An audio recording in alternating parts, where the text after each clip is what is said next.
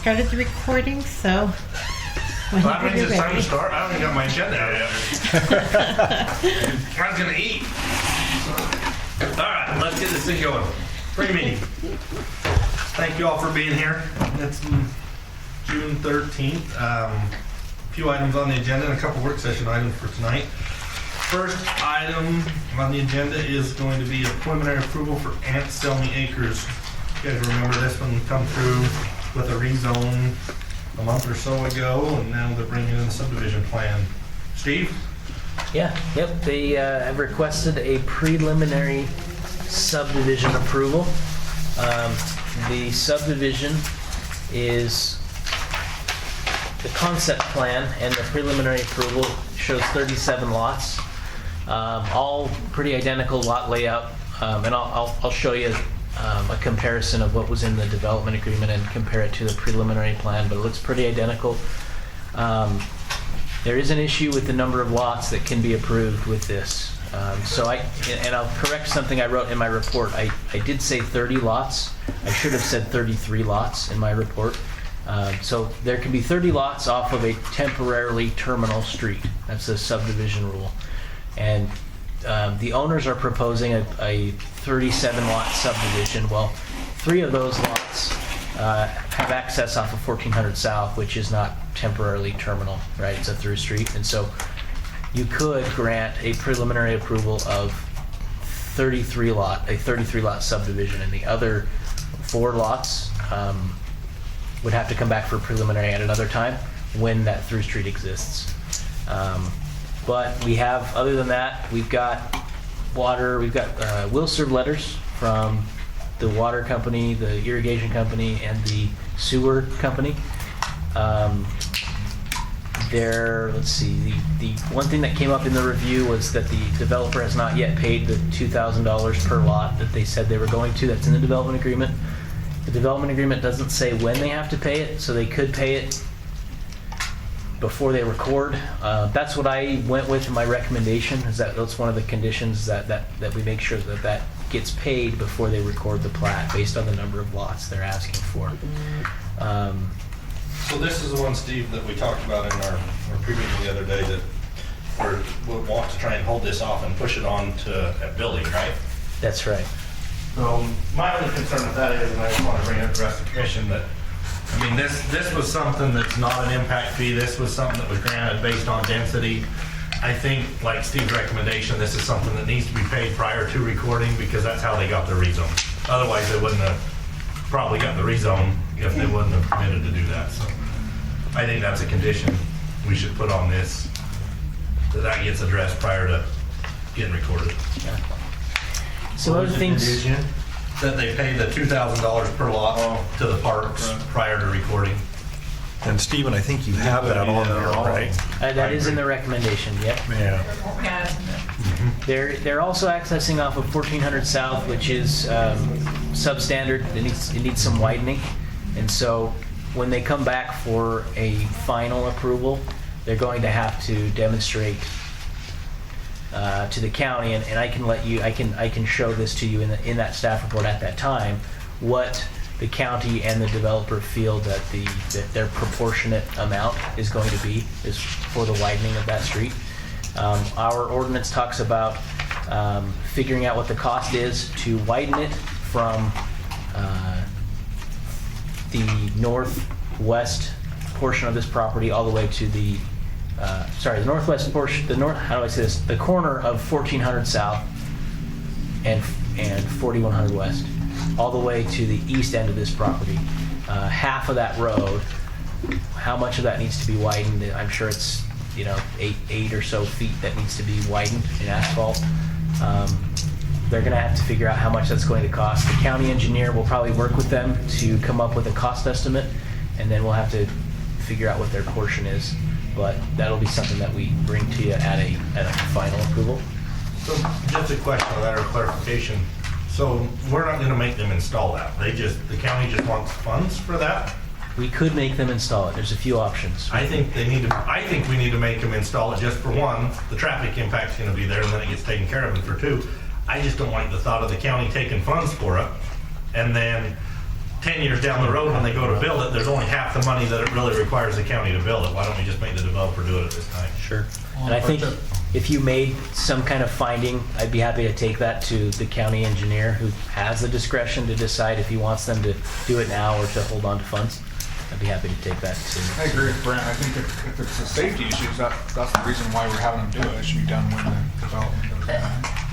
Chair, question concern about that though, because they might require, like, what's going to be required for 30 lots isn't going to be what's required down the road. Like, are we going to be putting in money that's kind of halfway, and then the next developer's going to have to, like, is it going to blend, you know, the width that they require now and the width that's going to be required later? I know that's been an issue in the past where it's like, okay, well, your proportionate share isn't really enough to get a full road. It's just a resurfacing, or it's just 4 inches, or however they calculate it. Sometimes that ends up not being very efficient. So preliminarily, we feel that the proportionate share is half of the south half of 1400 south, the widening of that all the way out to 4100. So the entire widening. 4300. Okay, but it's the entire wiring of it. It's not going to be like a portion. You know what I mean? How sometimes they do that. They say, well, you're only doing 30 lots, so you only have to do like half the cost You of it. see it all over, but at least this one, from my understanding, they're going to take from the half section of the road, what our transportation map says, if it's 66 or it's 80, they're going to develop from the center section of that road, whatever that half section is, from their road all the way to 4300 and to the west. Okay, so it can be done completely and cleanly in this instance. Where this is Okay. 33 lots, 37 lots, It's enough to pretty substantiate substantial, it. Cool. Well, that sounds great.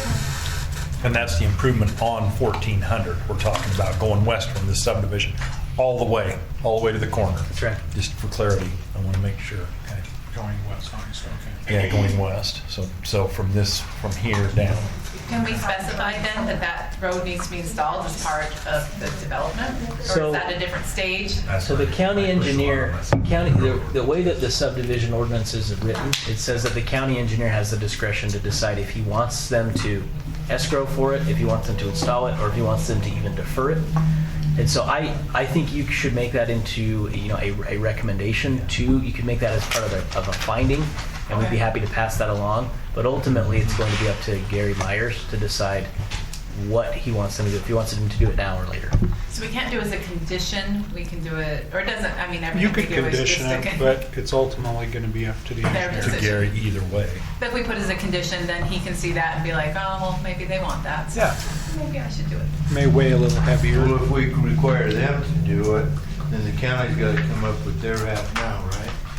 And that might be an item for the engineer to look over, how their funds are. They can just improve the half section. They don't have to improve both sides of the road right now. Yeah, it would likely just be the half, and the It'd county be- wouldn't even be involved. Similar to 1800 right now, where they've, you know, these subdivisions that come in, they've widened their portion all through there. But, you know, it widens out to what it would be future. So, Yeah. So we recommend the half section of 1400. 1400. Be improved. From what cross streets? 4300 west. All the way to their street labeled as A. It doesn't have a number on it. All the way to their eastern boundary. Oh, all the way to the eastern, oh, I'm sorry, the subdivision eastern boundary. Okay, yeah. Thank you, Stephen. Yeah. I'm giving up.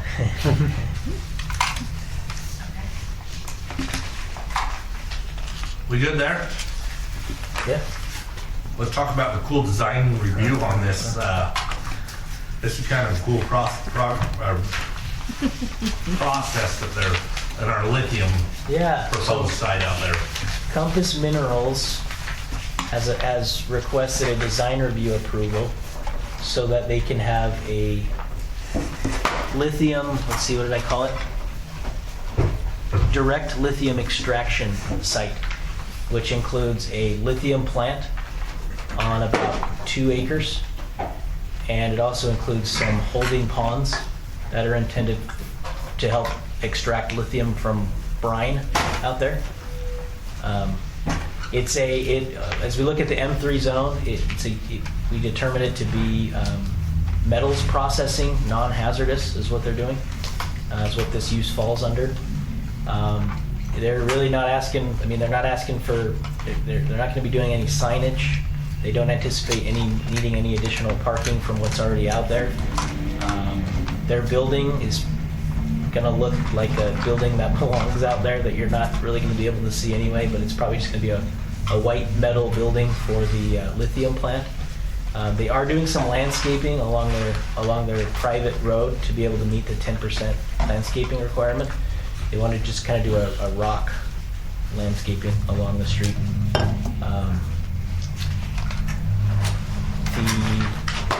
The review agencies have taken a look at it and don't really have many major issues with it, and so it's a pretty simple application. There's not much to it. I've included a site plan that shows kind of their phasing, and then also a concept image that they gave me of what the lithium plant will look like. So, yeah. This is a more or less a test facility to see if it works, and then future possibly could be a bigger plant out there, right? That's my understanding. Yep.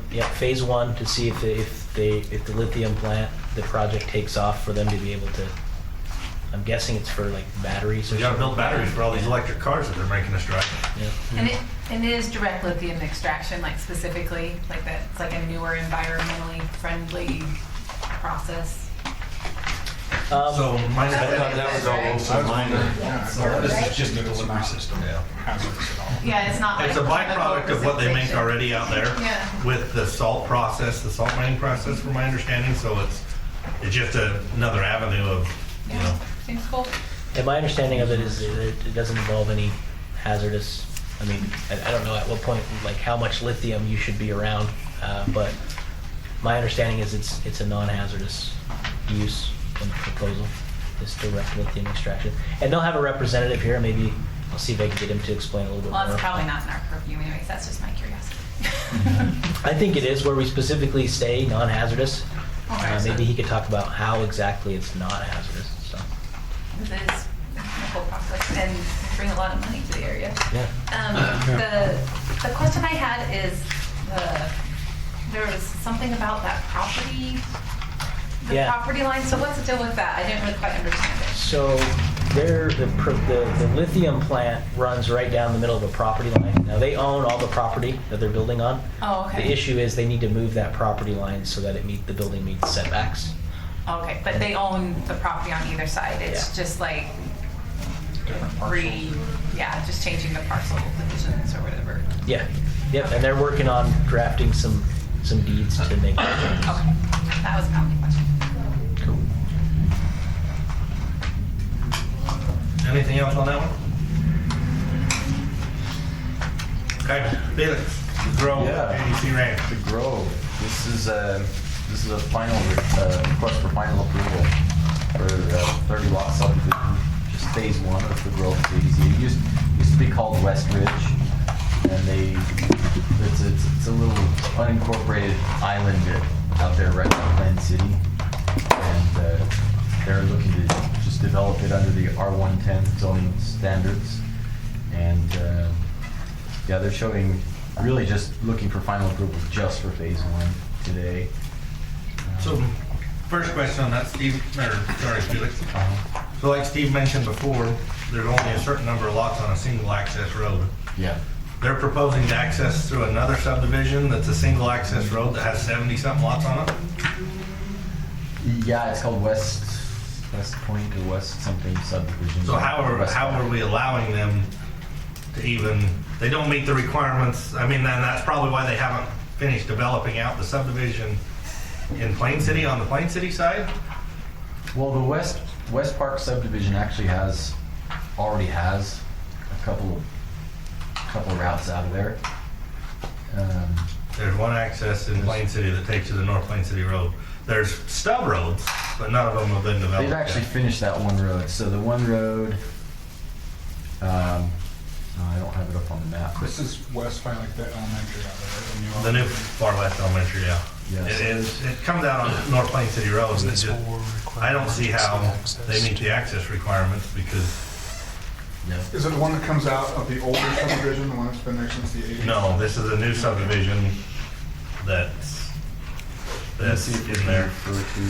So if you look at on the findings, you can see, so they're tying in to that 3150 north, and none of these roads coming off there has been built. That 2975 has been proposed, but as far as I'm aware, that's not been constructed. So according to the developer, you've got, so if you go to that area map there in the report, 3050 north connects to Plain City Road. Yep. And then 2975 west connects straight northward to Plain City Road. Eventually. I Is it believe it's- connected? They said it's already built. According to Steve Anderson. So I haven't personally been out there, but that's what they're saying. But yeah, that brings up an important point too, because the county engineer has also anticipated that kind of issue. So they've kind of they've made the requirement that at phase 1 of the growth at JDC, they'll basically build another road up to North Plain City Road, and that'll be included with their civil drawings. Is that phase 2? That'll be for this phase. So they are going to put a stub road? That's what engineering is requiring of them. So I would imagine we're going to hold them to that. Okay. I'd recommend, just because it isn't clear, we probably should have clarified that in the report. I would make that just a condition, just so it's clear, hey, and at a minimum, it has to be like an emergency egress road for that number of lots. All the way out to, I can't remember, what's the north-south street called? You mean in JDC? Yeah. Or In the West Ridge, the Grove. That one has to be at, that connection outside of phase 2. Phase 1 has to be at least a fire apparatus road. That's 2875. Yeah, so 2875 will have to go all the way out to Plain City Road in order for phase 1 to be approved. You don't have to do it now, Felix, but when we get in the meeting, will you put up a larger map so that I can get oriented on this? Pull up the gizmo or something so we can see this area on the gizmo or cooler. The other concern when this one comes through, and it's something that I'd like to see us do more in our phasing plans, just because we ran into too many issues where we have these developers come in with phasing plans, but they put the amenities in. Well, this is all lots. Next phase is going to be, phase 2 with lot or with the amenities. But if you look at the drawings here and how it's going to stop, I would like to see phase 1's line extend down and build half that part through the middle with the trail. So at least, we're not at a Jacqueline Estates and these other subdivisions where amenities are supposed to be built as I want to see that in phase 1 as part of this. Just so that it's, at least, eventually they might come back, but I'd hate to see then things change or developers change and we don't get what we thought we were getting when, rezones were approved and stuff like that. It's the same issue we had from the last meeting, right? Those citizens complaining about it. It seems to be reoccurring, so I agree. It's just hopefully a way to mitigate that at some point, because at least you're getting part of it installed with that. So that was the only other thing I noticed on here. In our pre-meeting, I talked about putting a signature block on the plat, but I see Felix or June sent out an updated letter from the water company, so I think we're good there. Anything else on this one? No, that pretty much takes care of it. We can kind of hurry and breeze through there's a couple, looks like we got a concept plan coming in for a possible rezone over on 4700. That's in here. We can talk more when that gets in there. Wait a minute, is Charlie on vacation? He must be. It's the Steven Show. It is, I'm sorry. Man, Sorry, guys. look out. It's our lucky day. Yeah, we've got a couple of things. Landscaping, we're trying to adopt some Weber Basin Water Conservancy District rules so that people in the unincorporated area can take advantage of the strip program and get paid back for taking out grass in their park strip. And so we've got kind of a draft ordinance. I was talking to Bren last week, and he's got some additional things we'll probably talk about to put in there. But the idea is obviously to have some water-wise requirements for all projects, commercial, residential, multifamily, and really any kind of project. Just making sure people can't do too much watered turf grass, that they've got to be looking at doing some kind of drought tolerant stuff. So The other thing, so there's the flip the strip that we were basing offers, but there's also an incentive out there to like basically tear out your whole yard if you wanted, and they'll pay to go into the same, similar, just like the flip the strip. So that was something I give Steven, that I just thought if we're gonna go down the road to flip the strip, we might as well do this other program as well. Yeah. And get the incentive out there for folks that, you know, want to do that. So I reached out to Weaver Basin Water Conservancy District to see if we had a pending ordinance in place, if we could, get the rebate for the residents, and they said, no, it's got to be approved. So we gotta finish the ordinance and then we can, we'll be an approved city or agency on their list. Right. Okay. Yep. Because it just takes a while with the Ogden Valley and getting it before both of you guys to get it approved. And so I was trying, but it didn't work. I kind of knew what they'd say, but I might as well try anyway. At least it's out there. It's probably a program that's not gonna go away. I mean, right now, Right. there's only a handful of cities that's done the full incentive program for so I mean, I think it's a work in progress, but I think it's good to have it there to offer, but it's also being a good steward of the community of, being water wise and stuff like that. Yeah. So. yeah, I think we got right direction from the commission to do this, but we'll have to let them know about what that other incentive. It's just Cool. There's our salad for you. Thanks, friend. We got a couple. Felix, you didn't eat salad. Oh, I had a huge lunch at our coworker. Don't point to me. Bill took us out and like huge hamburger, and he's not even gonna overdo it. I might have Might take a nap. It'll put you into a food I'm already coma. feeling tired now, so. Okay, well, if nothing else, we can adjourn over to our regular meeting and get through this. Get through this rodeo fast. Get to it. Rodeo fast. Yeah. We're gonna make a rodeo out of this. I'm up.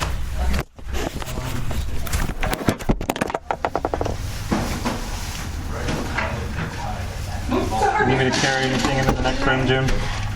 Do you want to take this? Well, it's pretty light because I don't have my computer in it. Okay. Just where you're sitting? Okay.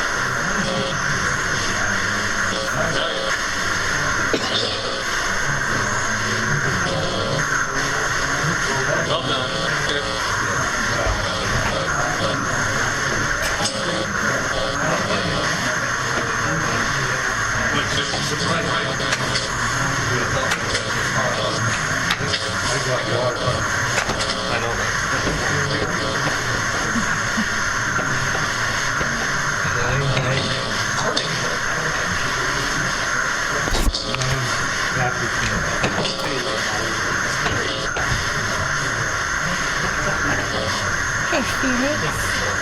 I'm getting some feedback, I think, from the owl. Can you go turn it off?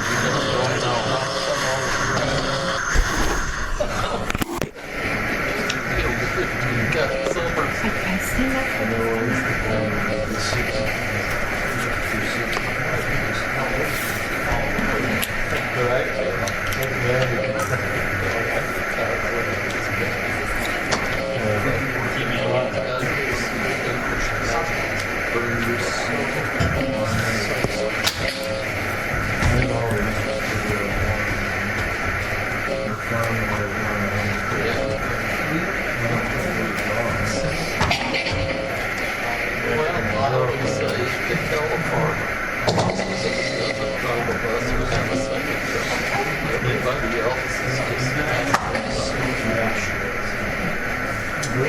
We were good this time.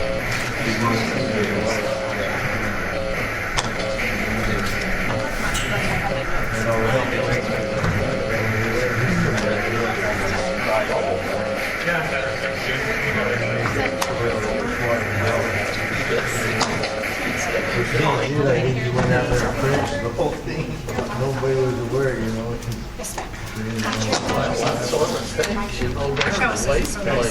I'm all over it. I'll keep an eye on this one, Jim. Okay. It looks like it's coming from the commission chamber. Let me see. Well, Unmute. more space between the drains, Well, I understand. but yeah, it's, I still hear something there. I was feedback in the house. It's coming from this chamber. Goes down, it falls. This one should be muted. I only get to use the lawnmower like that and do my lawns once in a while because my husband. And this is unmuted. He's like, It it's looks so like that silly one. that you do that, but I like it.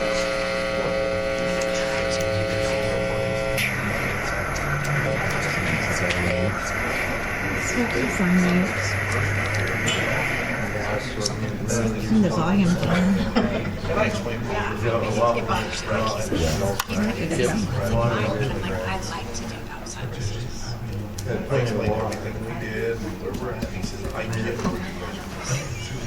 Quit raining, but then it sounded like See, you're just gonna, like you're gonna, over right now. it's Tammy and she Did wants you to do do it.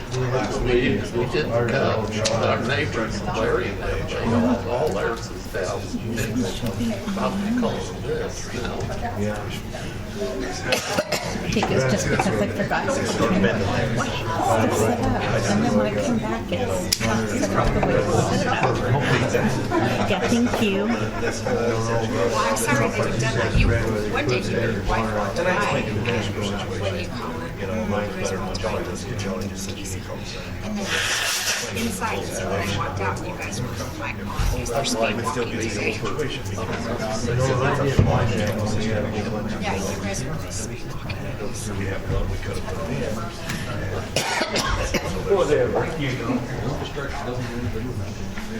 Well, it's this same thing we have on our place this year. We have a whole about yeah, has 3 babies. That thing kills every bird in the neighborhood. Yeah. Yeah, they're an interesting bird. Fierce. All right, it's 5 o'clock. Let's get this show going.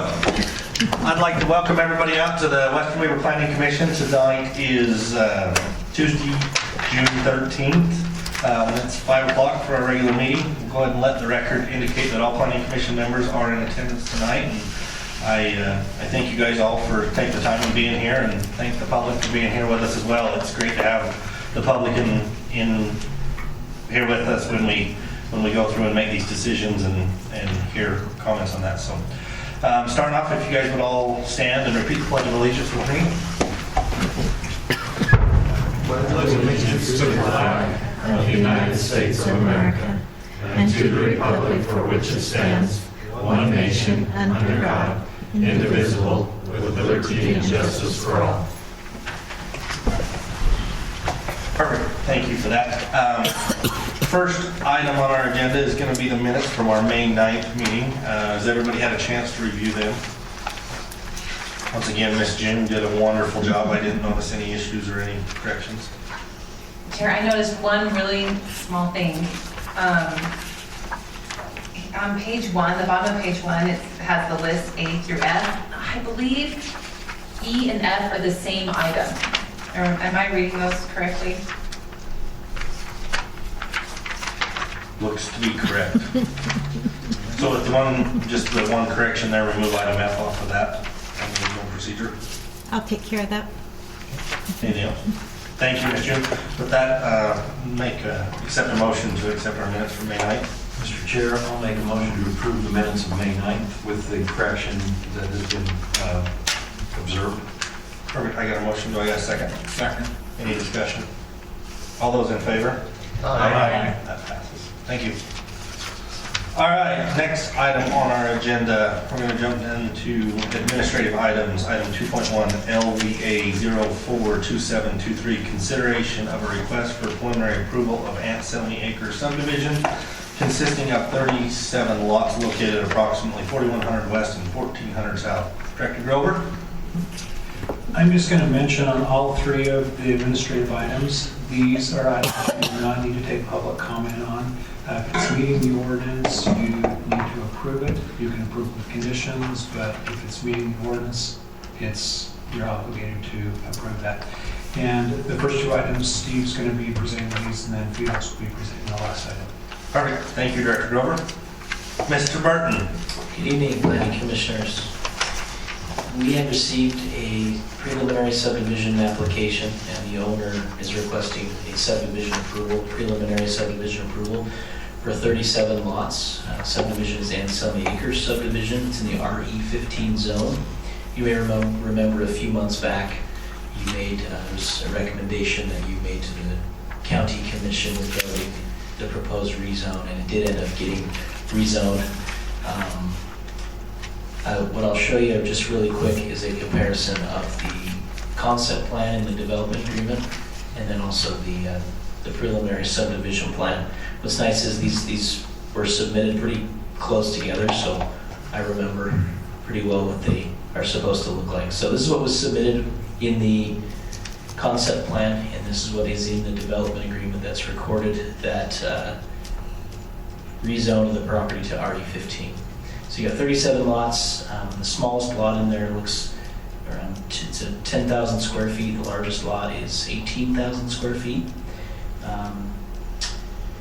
And then here's what was proposed. So same number of lots, pretty much the same lot sizes. You'll notice there is a little divot in lot over here where 33, 34, 35, and I think 36 and 37. The lot sizes did get just a little bit smaller, and I don't know if that was just a property ownership issue or what, but I'll kind of toggle that to show you. As I looked at it, it's a pretty minimal amount. You're going down from like 15, let's see, lot 35 was 15,046 square feet, going down to 14,986 square feet. So it wasn't enough that I felt I needed to call it out and say, no, you need to make sure this lot is exactly that big, because it is, we do acknowledge that it is a concept plan. However, we still want to make sure that the proposal meets the intent of what we were told we were going to get when the developer signed the development agreement.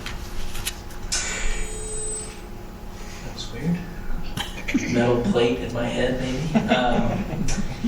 The owner's asking for a preliminary approval of 37 lots. Now that's it's not possible for us to do tonight because there is not a second access. There's not a through street. It is considered a temporarily terminal street, this Street A. And so what you could do if you wanted is you could grant a preliminary approval for 33 lots. You'll notice that these lots 1, 36, and 37 all have access on 1400. And so we would say, okay, those don't count, but you can only do 30.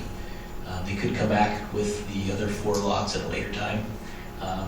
They did speak to me about getting an access through some other adjacent property, and my response was, those properties are not yet platted and not yet approved for those accesses, and so we can't acknowledge that as a legal second access. So if you are going to grant preliminary approval, I recommend that you only do that for 33 lots.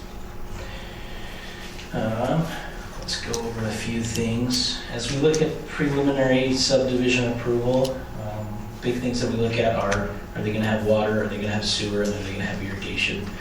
In this case, they've provided a preliminary will serve letter from Taylor West Weaver Water for 37 lots. They provided a will serve letter from Central Weaver Sewer for 37 lots. They've also provided a letter from Hooper Irrigation to serve the subdivision with irrigation water for 37 lots. A couple other things we're going to look at, and I kind of already mentioned this, are any public streets. Now, what's nice about a development agreement is we did look at the location of where the streets should be. The developer at that time wanted to meet the public street connectivity aspect of the general plan in their rezone, and so we were able to plat their streets, and they're showing their streets as we're asking them to. Previous approvals, the development agreement does talk about the developer paying a fee in lieu of providing parks, and that fee, I believe, was $2,000 per lot. My understanding is that hasn't been paid yet, which I think is okay. We do expect that to be paid before the subdivision plat records. I made that part of my conditions of approval. One other thing I'll point out is 1400 South. When this came through with the development agreement, we memorialized this concept plan, and I'll take the blame for this. We should have had them show a 40-foot half width instead of a 33. To ask for it now, I think is kind of tough because we do have a development agreement with them that says they will only do 33. However, as we look at 1400 South,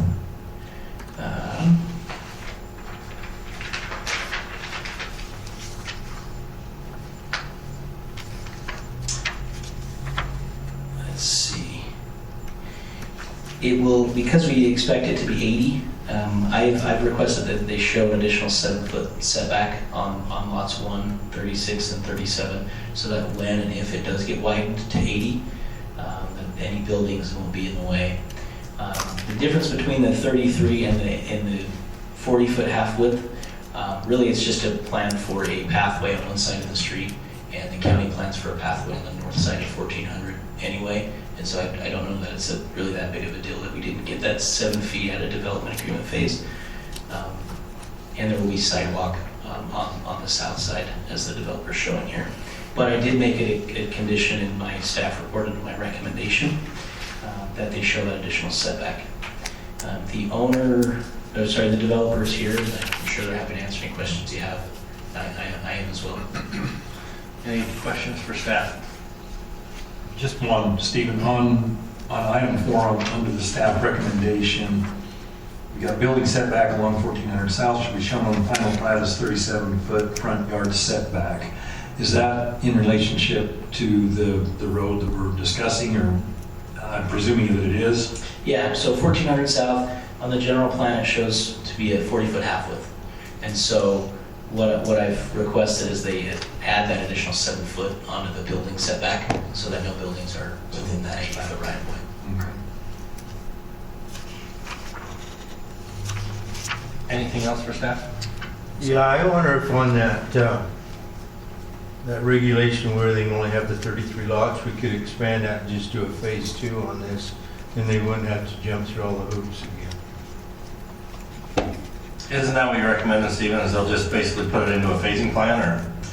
No, I mean, I guess essentially if you only approve 33 lots, they'll have to, it will be kind of a phasing plan unless they want to come back, unless they want to wait until they get that access secured. Commissioner McCormick, are you saying to just approve the preliminary? Approve it with the phase in it. And then you can do like a hammerhead down on 16, 17, and 18. But are you saying approve a preliminary of 37 as long as they don't come back for 5? Well, the others actually, where they face that 1400, they're not included anyway, if that was my understanding. So it's really only 33. Yeah, but I guess the issue is they're asking for, their total number of lots is 37. The developer would like a preliminary approval for 37 lots so that they don't have to come back. You could tonight approve a preliminary plan for 33 under the code, but I don't think you could do more according to the code because it restricts only 30 with a single access. So our other option then would be is to table this until they brought it back with a phasing plan, so that then they don't have to go through the process on them other 4 lots? That would be an option as well, yeah. Because I agree with Commissioner McCormick, I'd hate to see them go through the subdivision just for 4 lots, but in order to meet the code, we can only approve 33, so the option is either we approve it with 33 and they start over on 4 lots, or we table it and they come back with a phasing plan that shows phase 2 with the additional 4 lots at that time, correct? Is that how we've got to make this Director, work? would that work? That would work, but you need to have that worked out with the applicant. So, And An then agreement condition- type of builder's agreement? We need to have condition that phase 2 would be contingent upon getting the required access. okay. All right, anything else for staff? So one quick question for you, Steve. So those lots that we are not counting, the 3 on the end, 1, 36, and 37, I'm assuming that they're not counting because they're forced to have the front of the house or the front of the lot towards 1400 South, is that correct? They won't be able to utilize the road within the development? They're not, we wouldn't technically force them to face the lot a certain way. But as we look at the layout, we can say, well, technically, these lots should be excluded from that 30-foot requirement simply because they have frontage on 1400 South. Thank you. Anything else for staff? Okay, applicant?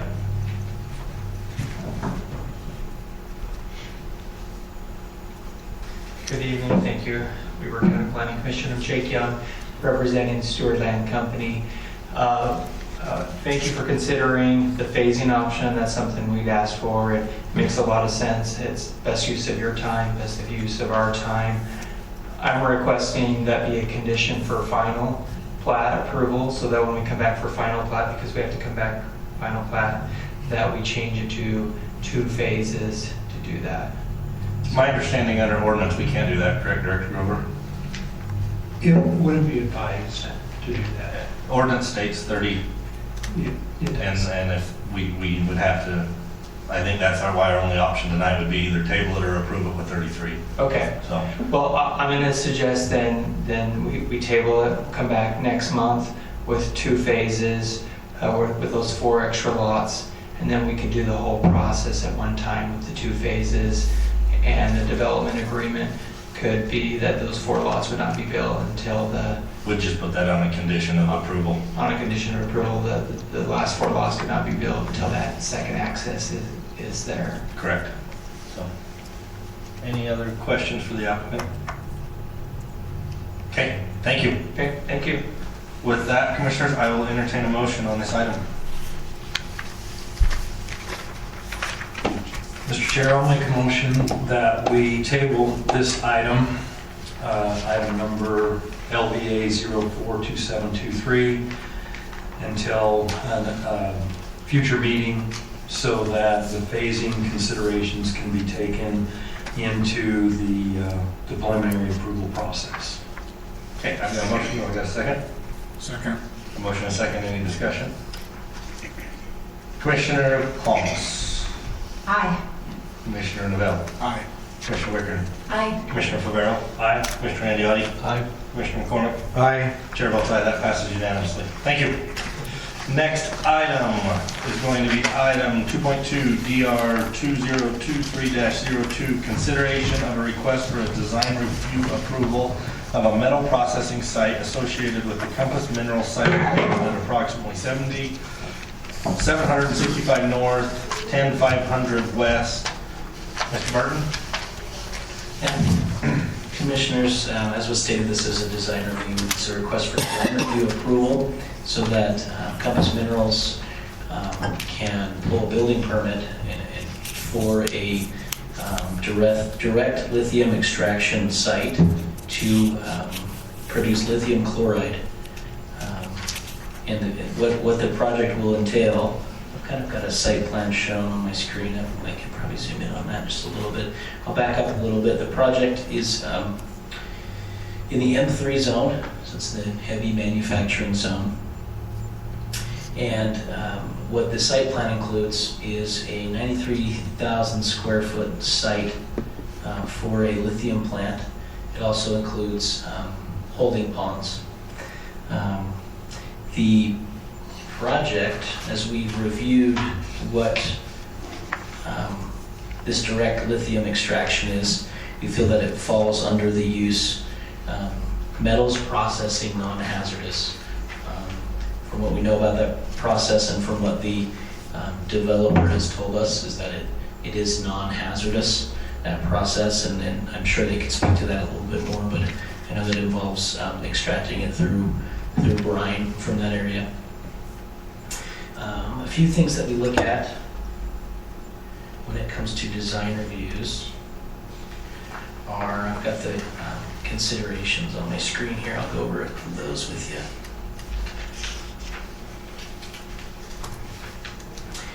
Considerations relating to traffic safety and possible traffic congestion. So we know that impact fees will, for the proposal's impact on existing streets, will be collected as building permits are issued. The owner is not expected to do more than that as far as addressing traffic concerns. And we don't, from the, just looking at the scope of the project, we don't anticipate that there will be any congestion or traffic safety issues as a result of this. For the first phase, from what I could tell, for all phasing, actually, the applicant doesn't anticipate the need for any additional parking from what's already out there. As it relates to outdoor advertising, the applicant has not proposed any kind of signage plan. I believe that they know that if they do want some signage, it's pretty easy to get. They just have to submit a separate land use permit application so that we can verify that the sizing and everything checks out.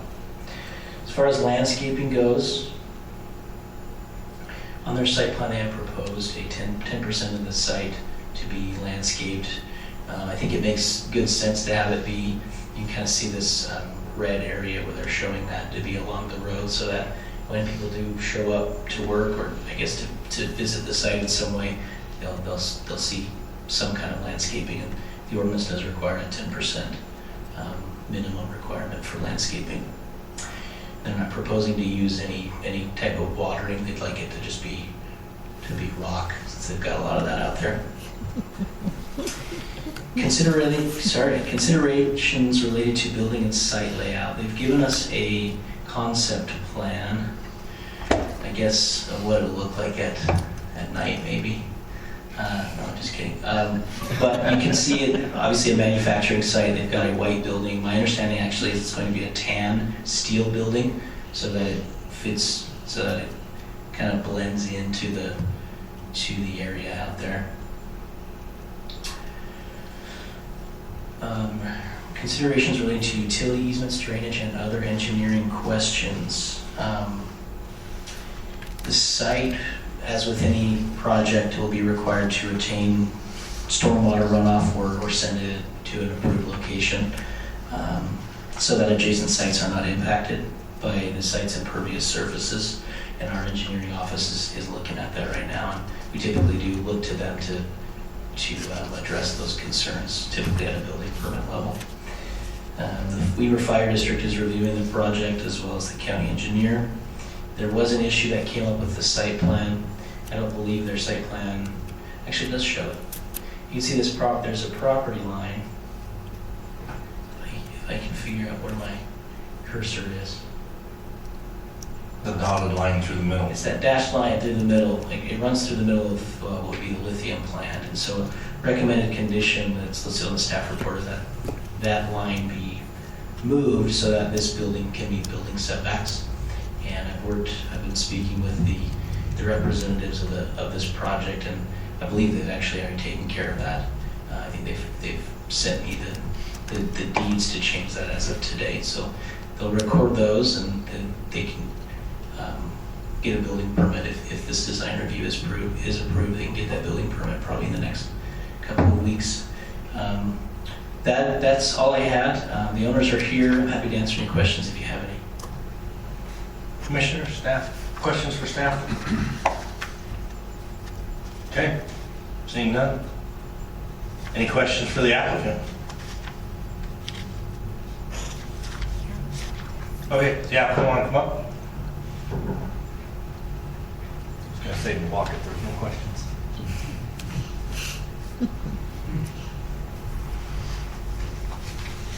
Good afternoon. Just your name and address for the record, if you don't mind. I'm Joe Havasey, Vice President of the Natural Vice President of Natural Resources for Compass Minerals. Okay, questions? I just had a question. Is it about the process that you're using for lithium extraction? So it's a direct lithium extraction that you're doing? Correct. That's sort of the industry term for it. We produce 3 minerals off of 1 unit volume of brine from the Great Salt Lake: salt, potash, which goes on as a fertilizer, and then magnesium chloride, which is generally a road deduster. It's also could be a de-icer as well. Present in the magnesium chloride brine is a significant concentration of lithium, and the direct lithium extraction technology that's been coming to the surface since maybe 2015 or 16 globally is a game changer. It enables the extraction of lithium from the magnesium chloride before magnesium chloride goes to market. So this will be the 4th mineral coming off the same unit volume of brine from the lake. I think pretty cool deal, plus a great opportunity for the county. So we excited to hopefully see this go forward. So thank you, we appreciate that. With that, any other questions for the applicant? Okay, thank you for that. With that, any discussion on this item? If not, I'll entertain a motion on it. I'll make a motion. I recommend that we approve DR 2023-02 based on all review agency requirements and the conditions listed in our packet and the findings listed in our packet. Perfect. I've got a motion. Do I got a second? Second. Well, lots. Take your pick, Miss June. I think all 3 of them to the left of me. All right. Any discussion on that? Okay. Commissioner Collins. Aye. Commissioner Neville. Aye. Commissioner Whitman. Aye. Commissioner Favero. Aye. Commissioner Andriotti. Aye. Commissioner McCormick. Aye. Chair votes aye as well. That passes unanimous. Thank you for that. Okay, next item 2.3, LBW 122722. Consideration and action on a recommendation of final approval of the Grove at JDC Ranch Phase 1, 30 lots. Mr. Felix. Yes, thank you. Good evening, Commissioners. I have a short presentation with a few slides I'd like to share, just to kind of give you some basic overview of this proposal. It's located at 2855 West, North Plain City Road. It's in an unincorporated island of Weber County, and it's kind of sandwiched in between Plain City and another city to the south. I'm not quite sure which one. What the request is today is for final approval of Phase 1 for a 30-lot development for residential. And what I've included here is an area map showing the location of Phases 1 and 2 in that larger red area. And then you also have Phase 1, which is just that southern portion. And there to the right, you can see the development plan they have. And this development plan really, it just revolves around R110 zoning lot development. Each lot here is designed to meet the R110 minimum standards for the site development standards. And so the subdivision review that took place leading up to this final request, we make sure that the owner is able to provide us with the will-serve letters. In this case, Bona Vista will be providing culinary water to this development. They provide the letter stating approval for 61 lots. And Weber Basin will be providing the secondary water. This entire area has already been annexed into the Central Weber Sewer District, so that'll be the service provider for that. And also a submittal that we're currently reviewing is the final subdivision plat. They're wrapping up some final comments to address county surveyors and engineers and planners' comments. And they've also submitted civil drawings. County engineer has looked over the civil drawings and provided some feedback and comments as to some minor adjustments that need to be made to those final civil drawings. And so, going to the next slide, here we have the development plan in its full view. As you can see, it's just phase one that they're looking for. As far as public amenities or public facilities that will be part of this is just these public roads. And when these guys came through for rezone to R110 zoning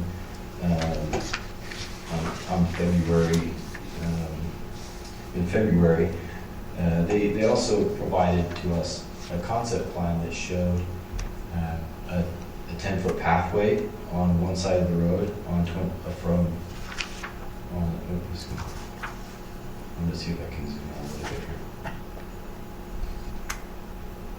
Okay, I can see a little bit better.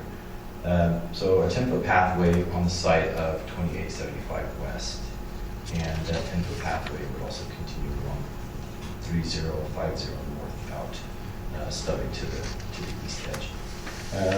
They've also, it's not shown on this phase, but on that face to the north, phase 2, they also have plans to build a public trail that runs from east to west. And move to the next slide.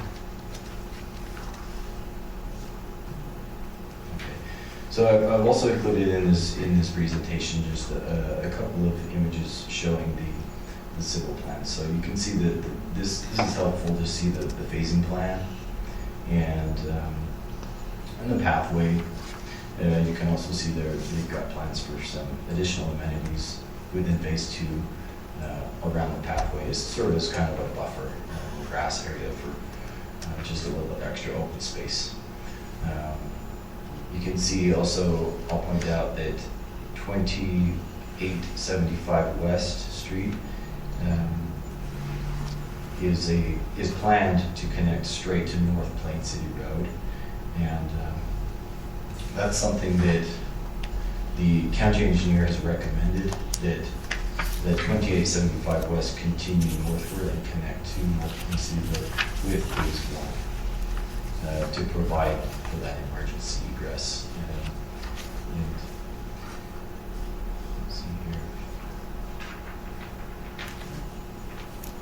Here's the second page of that, the civil plans. Again, I just took the first and the last page from the civil plans, but this one just kind of shows the pathway and the buffer area with the trees and landscaping for that pathway. And look, I already mentioned this, but R110 zoning requires a minimum of 10,000 square foot lots and also a minimum of 80 feet lot width. Each lot has to be reviewed to make sure that they do conform with this requirement.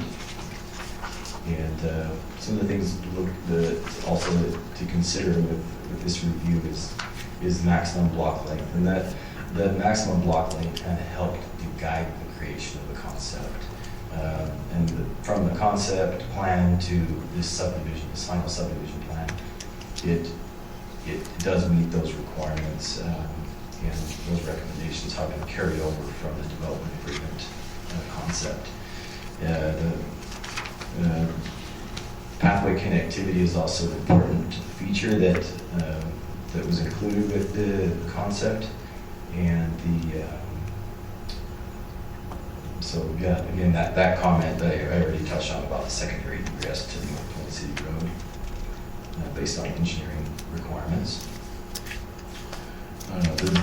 The zoning development agreement that has already been finalized and recorded is something that the developer will have to stick to, and we've taken care to make sure that the development plan does follow the concept. And we've also, with those civil plans that they've submitted, we've asked that they show where the street trees are. So we're kind of just taking those steps to ensure that they're actually following through with the development agreement. Planning staff's recommendation. So option 1, this was, we wanted to give the planning commission a couple of options because we weren't sure if they were going to be able to have those will serve letters in time. So, being that they did provide the final preliminary will serve to us, I believe that was yesterday. I sent it out to the planning commission, but hopefully everybody saw it. So with that, staff recommends that the planning commission forward a positive recommendation to the county commission for final approval of the growth at JDC Ranch. And the second option is obviously to table until we feel maybe there's some things that we feel may need to be addressed before granting a positive recommendation to the county commission. We have the applicant with us, the developer, Mr. Brian Bayless, in the audience, and if there's any questions, we'd be feel free to ask. Can you help an old guy out? Can you bring that a map of that area up for me, please? Yeah, sure thing. So I think the concern that I had in the pre-meeting about the access tying in through Plain City on a single access road, I think as long as it satisfies the requirements, as long as what county engineer said about stubbing that emergency access road up to North Plain City on 2875. What do we got going south of this as far as connectivity? Anything? The whole big JDC Ranch project. The project, but we don't have anything currently established, right? There's no infrastructure existing. Looks like there's going to be a sewer line going that way. Right. Yeah, there's a lot of stuff stacked up over there. So, correct me if I'm wrong, but 2875 will be the only access. Yeah, are we right here or are we right Yes. here? We're right here. On Well, this, you're right here for right now in the lower part from the ditch down. But I think that's what county engineer said is the only way he'll recommend approval is if they put an emergency egress road up through here, there. but we are connecting right here on But that will be. that road does connect. Yeah, what is that, 3150 north or whatever it is. Okay, that's what I was trying to figure out, is I couldn't find the Okay. primary access. So there are two accesses to it. When that emergency access road goes. Right, That would when be that's second. in, yeah, okay, all right. That's what I I was think looking that's for what too. Felix said, that's a requirement by the engineer. Right, That's right. okay. Any other questions for staff? Felix, your condition 2 was before the subdivision plat is recorded, funds to cover the cost of the remaining subdivision improvements are deposited with the county engineering department. Does that include the path and the park in? Yes. Okay, so when that's stated, that does mean everything to, the sewer and water is stubbed for everything else, or? Only for phase 1 though. Oh, just for phase 1? Just for phase 1. But the So we still don't get the park and the That's- path is not part of phase 1, so we wouldn't get any escrow money for that until they start phase 2. That's So right. all the residents of phase 1 would be without the amenities. That's correct. That's why I think we make him move that line, and Aaron, when we're done with questions for Felix, we can have Brian come up and discuss that with him, of adding that portion into phase 1. Okay. So, any other questions for staff? You're up, Brian. He looks completely different. I know, I didn't recognize him at first with all that. I kept thinking that guy looks familiar. Santa Claus back there. He's getting ready for Santa Claus coming December. Gotta eat a few more cheeseburgers though. Guys, we're working on it. Is that what happens when the housing market goes bad? Yeah, you find some new hobbies. Grow a fish later. My kids braid it every night. Okay. So a concern I had, and it sounds like it's been addressed, was the concern of just a single access road coming in through the Plain City stuff. But I think engineering, if you guys are good with approving or installing that emergency access road to the north. I guess this is a little bit of news to me, so sorry I'm kind of catching up to speed with what the concern is. So county ordinance says we can only approve 30 lots on a single terminal access road, which you have 30 lots, but then if you take all the lots on another single access road on the existing subdivision in Plain City, Yeah. there's 70 something lots in the Plain City subdivision, so now we've got over 100 Got it. on a single. I understand. So it's kind of a, we're looking at it from the one connection point because city-county boundary. So I think that's why county engineer wants at least an emergency road going to the north. Okay. Is it like just It's got to withstand a gravel road and it's got to be able to withstand a 75,000 pound fire truck. It can be gated, from what I remember. So it's kind of gravel. Yep. And again, this is me saying, if that's what we're needing to put in, we absolutely will make that happen. It's just not very typical. And so if you wouldn't mind, maybe me just kind of giving my 2 cents for what it's worth, and then maybe trying to figure out what the solution is. Again, if it's, you guys gotta build this, we'll get it built. You guys can see my cursor, yeah? Yes, sir. Okay. So the way that we kind of looked at this is the critical point at which if there's a fire, let's just say in this house right here, and this road for whatever reason got blocked, then from this point forward, this is where the 30 homes start. So this one maybe was the only one in question where if this house burnt down and this road was blocked, then these guys may not be able to get out. And so I could see us giving up maybe 1 lot. Instead of doing 30 lots, we would do 29 lots. But in reality, if this house were to burn and this road got blocked off, then these residents would be able to come in here, go south, and then get around any potential obstacle that they would encounter as a result of any kind of an emergency access issue. And so that's the way that we looked at it, and that's usually, this isn't usually, again, this is me speaking from my experience in the development business, but it's like usually this is a fire decision. And fire's bought off on this. Health and safety is bought off on this and saying there's no problems. So from an engineering perspective, I've never had an engineer speak up and say, hey, this doesn't work, but I guess my hope would be that we could have, and again, I don't want to get tabled because you guys only meet once a month, and so I can't wait until August. July. So we'll make it work. I guess I would like to maybe get my hope would be if you guys could approve this, conditional upon us working something out with engineering. And if it's the worst case scenario, we had to get that secondary road built, then we would do that. That's not my preference because we're going to come in here, we're going to have to tear that. Once we get that built, we would be putting utilities down that line and we would contaminate all that gravel, and it would just be a very expensive proposition for us to deal with. Hopefully that makes sense to you guys. And again, we have looked at this every which way, tried to say, okay, if this is the worst case scenario, this house caught fire, this road got blocked, these 30 residents would be stuck. But that's kind of the county's ordinance. And so that's kind of how we looked at it. The city boundary versus county boundary, I do understand that point. But again, it's vehicular access. And so our hope would be that you guys can see it maybe a little bit more from our perspective. And we went from phase 1 right here into phase 2 right away. We're going right into phase 3. We're finishing our building of phase 3 through the bottom of kind of the price correction and all those issues. And we will be going right into that space just to the north in phase 4. I can't make you any promises or commitments to that other than to say our track record is we've bumped through these, and that's literally the next portion of the road that we will be building. Is 2975 completed to the north to North Plain City Road? Yes, that road is built. That's exactly right.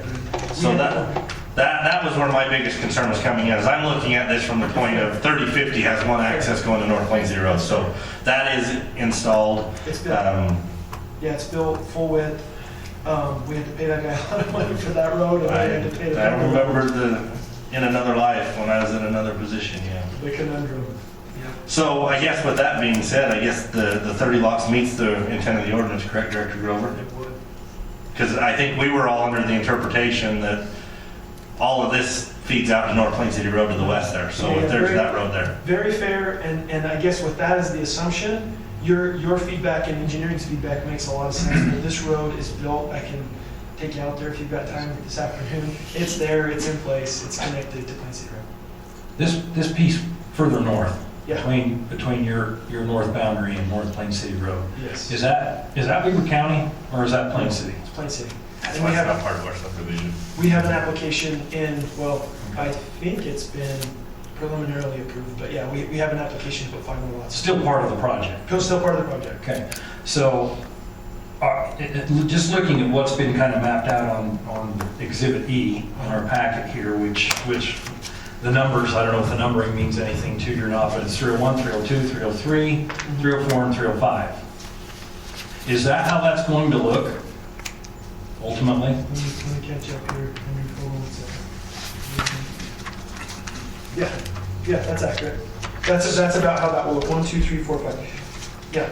So, okay, so you showed the road map through there anyway. Correct. Is that road going to go through there? Yes. Okay. Yeah, we're going to do what you guys see as phase 2, and that phase is going to be one phase combined. So we're going to build that all together. Okay, good. That was my concern. I want to make sure that that road ultimately was going to be put in there. Yep. Yeah, it has to be to get past the 30 lots that we just Sure. talked about. And to your point, so this again, you guys probably can't see that, but that connection goes down to JDC, and that would be, yeah, that's going to be happening here just as quickly as we can get going.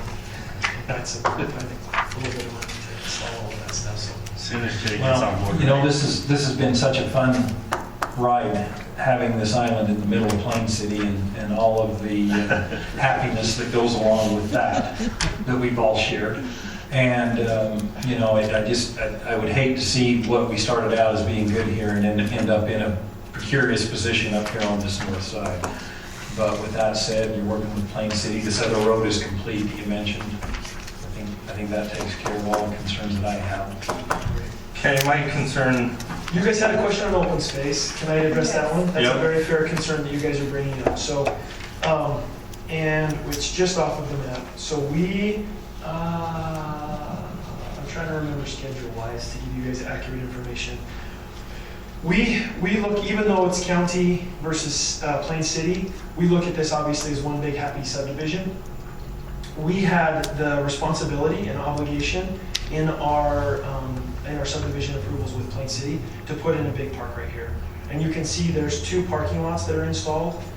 One's right there and one is right here. So these are 2 parking lots that are installed. This has all been hydro-seeded. There's a detention basin. They're nice, big playing fields. We put in sprinkler systems, and that's all in as well. And so these costs will be spread. It's owned by Plain City. So I guess what my plea would be to you all is to say we're not planning on putting in the park in this first phase, in that those residents would have access to that park that's already built and established. That we would put that in our second phase of the Grove subdivision. So hopefully that satisfies. I think this park over here is about, I want to say 5 acres, but it could be as much as 8 acres. I'm not exactly sure how big it is. I guess I could click here. That one's 7.7 acres, 7.3 acres, and I guess it's 7 acres, right around 7 acres. We have the obligation in our development agreement with Plain City to put in some restrooms and like a pavilion. So it will have that as part of the amenities. We're planning on getting that built by the end of the year, I think, is our obligation with Plain City. So that will be going in, and then Plain City has expressed some interest in putting in some pickleball courts there, which are not part of our obligation. We've told them we build a lot of pickleball courts, so we told them we'd help them get them built if they found the funding. And so it will be a well amenitized park, I guess, with or without the pickleball courts. So our hope is that would satisfy the needs of these 30 residents there, although it's not in Weber County. But then we would build that park in phase 2. So hopefully We're awful short on parks in Beaver County. I don't think this is really Weber County. My concern with it is, and I'm not saying it's gonna happen, it's just happened before, is we get too many subdivisions that come in and say the amenities are gonna go in, they go in the next phase. Yeah. And I would prefer to see X amount of amenities go in with each phase, just so that we're not in the situation like we've been. I mean, we heard it at our last meeting last month that, a bunch of stuff's supposed to get built. They get the first phase in, well, next phase is gonna come, the next phase goes defunct. Another developer comes in with a whole different plan and it doesn't. And so that's why I would really like to see, I'm not saying build it all, build a portion of it. And if you don't want to build it, I guess escrow for it. I mean, even if we put funding in there so that at that time the county could build it, but I'd prefer just to see it go in.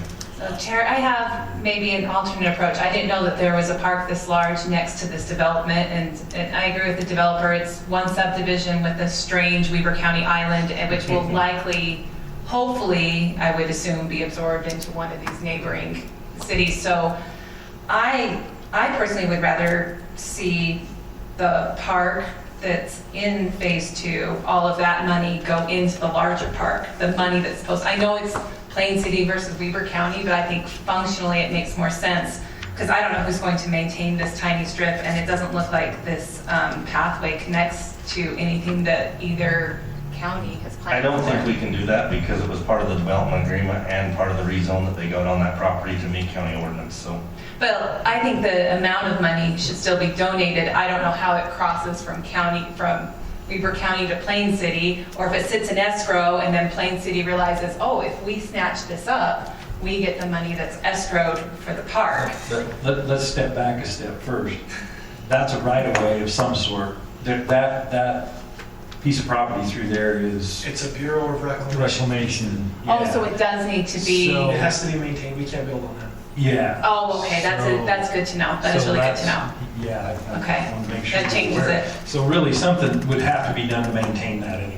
Yeah, we will be So- maintaining it. We're gonna keep our farmer out there. So like, I think it was, Commissioner Edwards talked about, the property is split right here by an irrigation ditch, and that's actually the high point of the property.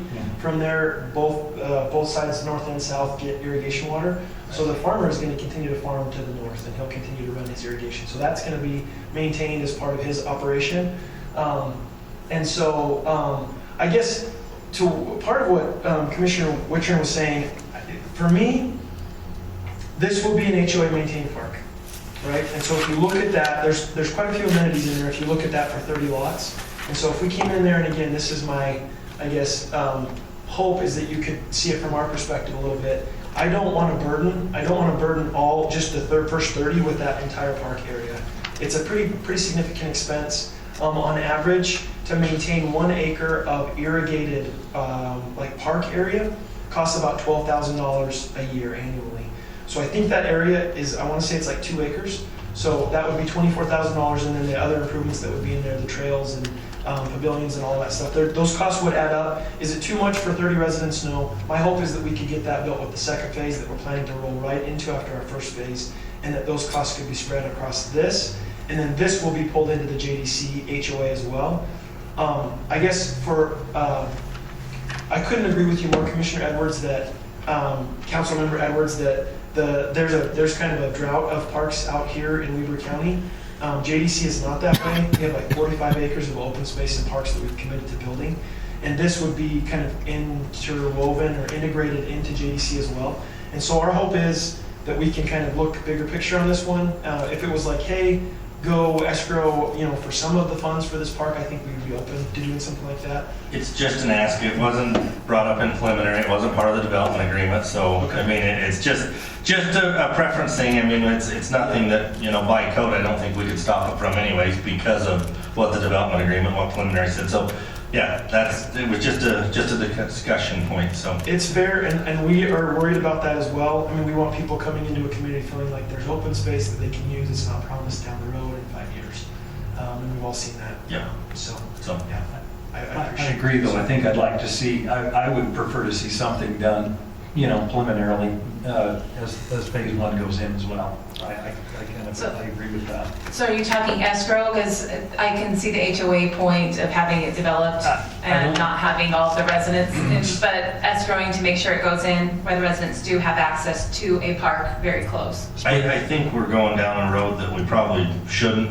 Director Grover, correct me if I'm wrong, because where it wasn't part of the preliminary approval, it's not part of the development agreement. It's just simply an ask, but there's nothing that we can require as far as escrow and that stuff, correct? Right. I think, you can ask the developer, but it sounds like he'd like to see it in phase 2, and We can't hold his approval up. He's got all the requirements because of that. yeah. I mean, we could have held it up due to the access. That got clarified.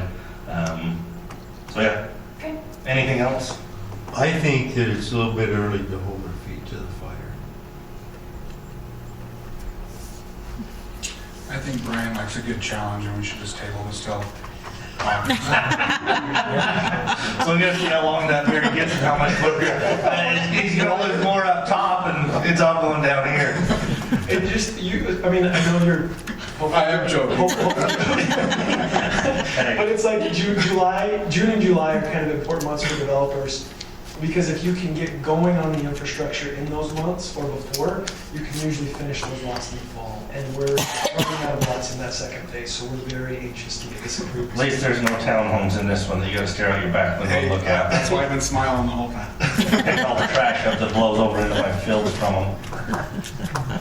Just FYI, they've been really good to work with on the staff side of things. Perfect.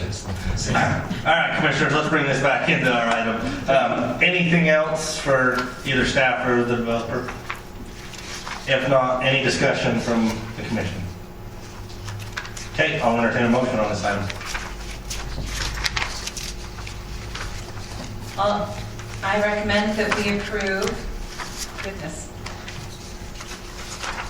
I don't have the, thank you. On page 4. This one, item 2.3 LBW 122722, consideration and action on a recommendation for final approval of the Grove at JDC Ranch Phase 1, 30 lots. With option 1 in our staff report with all of the recommendations and findings in option 1. I've got a motion. We got a second?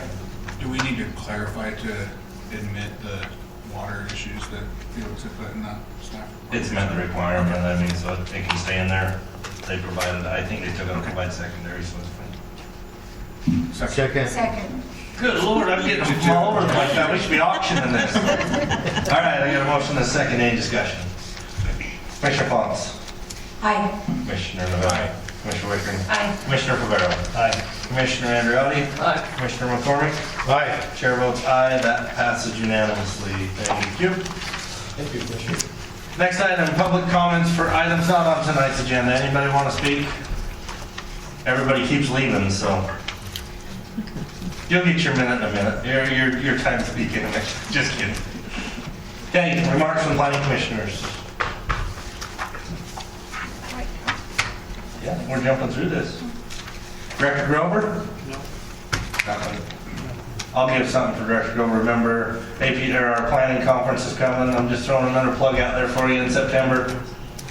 Yeah, we're meeting with them on Friday, the Utah EPA, and we're trying to get everything finalized by the end of June. Because I know everyone's schedule is crazy in July and August. If you need moderators or stuff like that, I'll volunteer planning commission members to moderate sessions, and maybe that way we can get them there. After going to the national conference, there is a lot of good information to them, so I would recommend, and especially when it's in our backyard, to attend that. Yeah. I'd just like to maybe add a comment to that. I think that it would behoove us to really put on a very professional shot at this thing, being here in Weber County. You know, I think that that was a great conference in Weber County, and you know, I think that we should do everything we could do to assure that. I think you'll be pleasantly surprised. It's been fun planning it. It's been unfortunate because all the other communities, like, I'm not going to say names, but Weber County has been the stakeholder and just getting things out there. We've got things planned with gondola rides up in Snow Basin. We've got the trail system field trips going on there. We got field trips in the Monarch, 25th Street, affordable housing up in some of the avenues, and then our general plan that we've done out west, and then things we've done up in the Ogden Valley. And so it's going to be a good showcase of what's happening in Weber County. And yoo-hoo! Yeah, it's exciting. Yeah, so, thank you. So I know last year we mentioned it, but we weren't quite have the plan adopted in the general plan. Are we going to be able to submit that for an award, possibly? I mean, our staff did an excellent job going through that plan, and I'd really like to give them the chance to be recognized with an award. We will. Okay, perfect. Okay, Liam, what do you got for us? Nothing, sir. It's always good when the attorney ain't got nothing for you. Okay, work session. Work session item number 1, ZMA 2023-08, consideration of a request for a rezone from A1 to R115 at 600 South, 4700 West. Steve, you're trying to leave. I seen you hiding in the back. And you wouldn't notice me back there. Yeah, commissioners, the typical first step when a rezoning application is submitted is to have a work session with you so that you can get some comments to the owner, and they can hopefully address those by the time it comes into the public hearing. I'll just mention I did receive some public comment on this particular work session item. Chair, I don't know if you'd like me to read it or not. I don't think it's typically. It's not a public hearing, it's a work session, so we don't need to hear public comment. They'll have that opportunity when we go through the rezone process. I'm going to display. I'm not saying we don't want to take public comment, it's just not the time, sorry. Yeah, I tried. That's all I can do. Let's see here.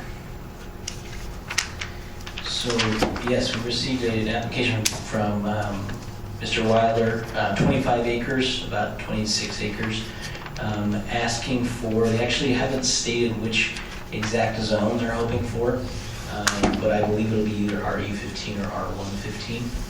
I'm going to display, see if I can get it. Steve, what's the difference?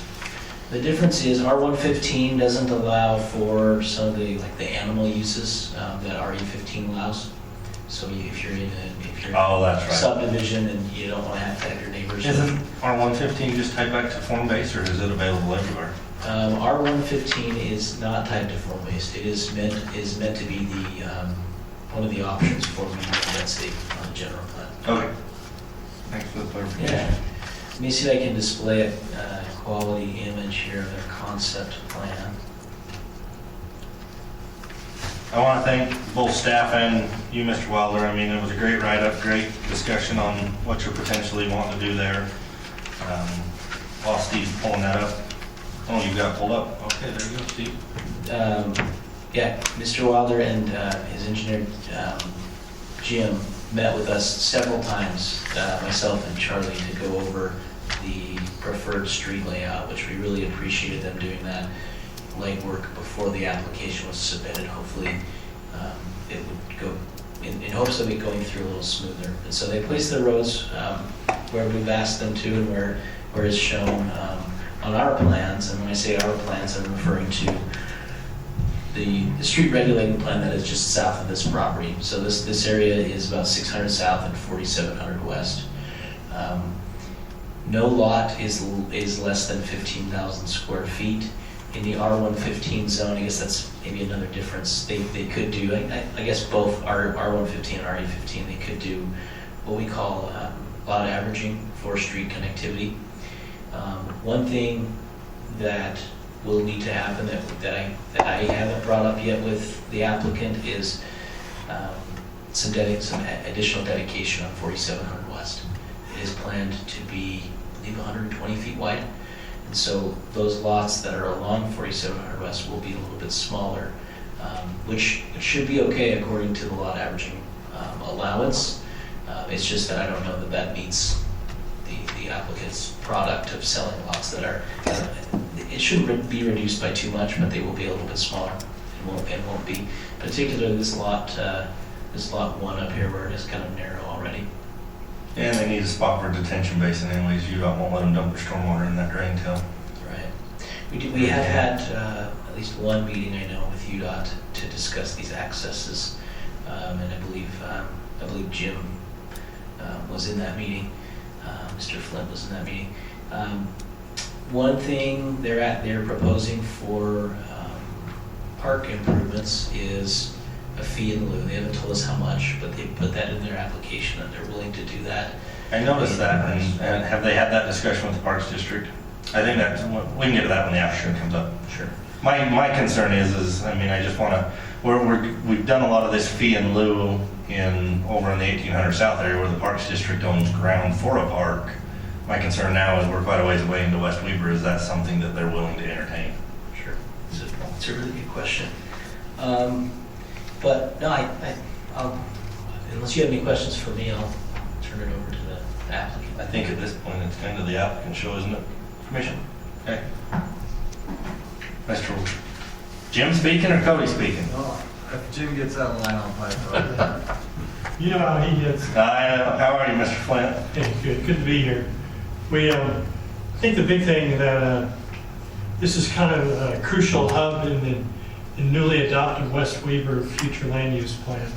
So the primary focus is connectivity, and you're seeing on the snapshot of the parcel.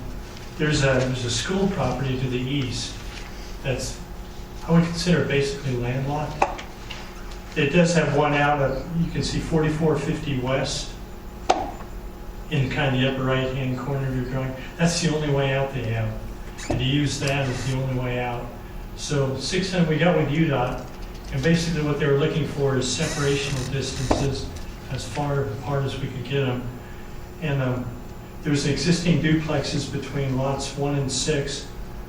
We put the road purposely right there because they didn't really want to access, they would like those duplexes to access onto an internal public road. So that was the reasoning for that. 600 South is the main thoroughfare to get to the school eventually. And kind of a unique thing, there's a 40-foot strip just on the north side of this property. And so 500 South, as you go to the east, it lends itself really well to a half street on both sides. If you go to the east, can you spot 4450 west on your map? Mm-hmm. There's a house just to the west of that. You can see a large house and a large shop building that's right on the boundary. So 500 South, the house street idea, it would avoid going into that. Here, move everything to the north, there'd be a conflict there.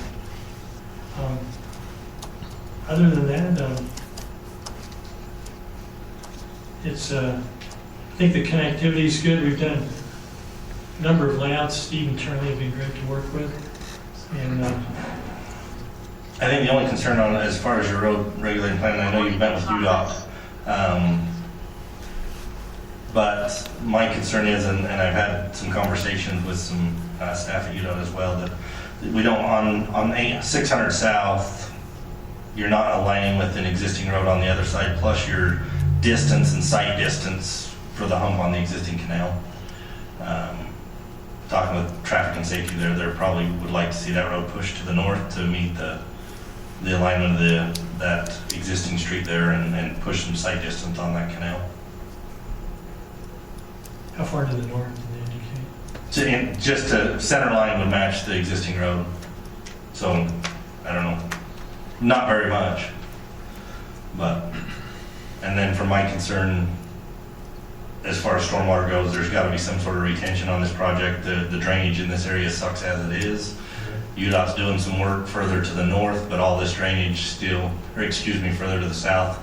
All this water from this area's got to drain clear down to the Walker Slough at about 1700 South, so it's got to go a long ways to the south of where the outfall for the storm drain line on 4700 is. So, retention, at least, I mean, and the state standard retaining the 80th percentile, you know that, on site, so we would have to have some sort of retention pond for that area. And I understand its concept, and we would just want to put that stuff out prior to, I mean, that between the road and the pond, that might cost a lot, just so that you guys are aware as it moves forward. A discussion I had with planning staff, I had some concern with half streets, but your half street cross section is still, you know, you're still going to have approximately, what do we figure, Steve, 18, 20 feet of asphalt there. As long as we put in some sort of requirement, no parking on those roads until the full street cross section's installed. I don't have a lot of concern with that anymore. We'll make those 20 feet to meet fire standards. Yeah. So with that, I'm excited. Oh yeah, and then the comment, I would just like you to meet with Parks District and see, you know, we kind of developed that fee in lieu in coordination with the Parks District, you know, and it more fit that area over where that existing park is, but, you know, just have the discussion and see. I mean, it's not our, as the Planning Commission's, you know, decision to tell the Parks District what to do, but I just like their blessing on what's done over there, so. Anything else, commissioners? Anyone steal all the thunder? I say I agree, Brandon. That's something we've kind of started to set the standard on. We required of the recent ones, so it should be required of all, or not necessarily required of the new ones, but consideration. So I think that conversation needs to take place as well. Okay, anything else from Mr. Flynn? Blair says I gotta get you up and get you to talk. You gotta come up and say something. I will, if you like me to. I got some questions. Okay, now's your time. Sweet. Okay. real quick, when you said you met with UDOT, did you, were you able to, I think the reason why we went with 6 South in that proximity was because they have proximity, I guess, measurements, if you will, and not how close. 660 feet between accesses. And they were pretty adamant about the 5th South one when we talked to them, just how it lines up. That was the 5th South one was one of the main concerns, being their main item of concern, I guess. And so, in talking with them, that's how we ended up with the 6th South. And we did talk a little bit about the canal hump and stuff, but just go meet with Todd Finlinson. I'm sorry. Todd Finlinson. Todd? Okay. And then the other question, did we want to address anything with Turkey Farm?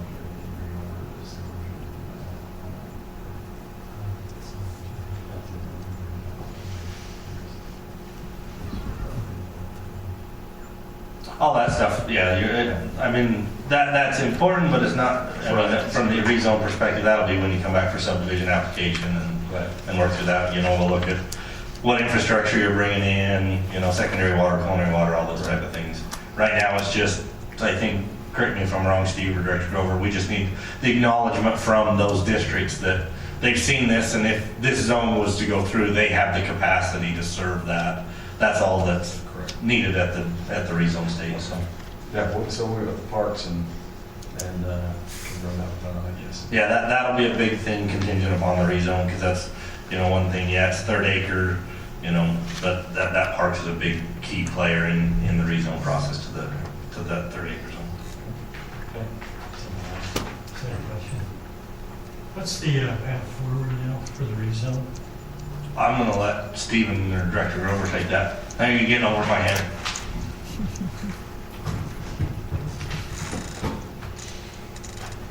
Yeah, the path forward would be, we'll schedule a public hearing for the meeting in July, and the Planning Commission will be able to, if they choose to, they'll be able to make a recommendation to the County Commission on the proposed rezone.